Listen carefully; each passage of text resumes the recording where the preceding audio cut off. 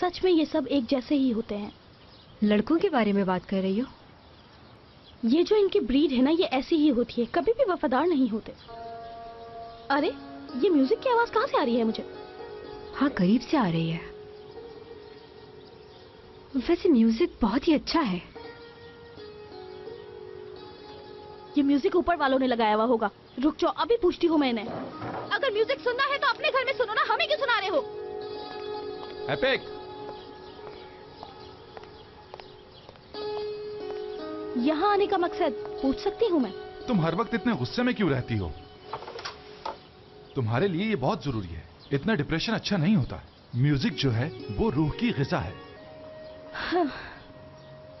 वैसे करीम, तुम इसे म्यूजिक का नाम दे रहे हो? हाँ,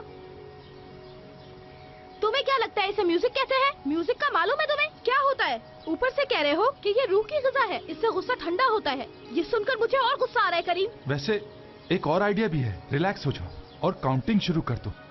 हाँ, तुम्हें नहीं लगता कि ये तुम्हें बातों में उलझा रहा है? मालूम है मुझे। अभी मैं तुमसे यही कह रही थी ना, ये सब एक जैसे ही होते हैं।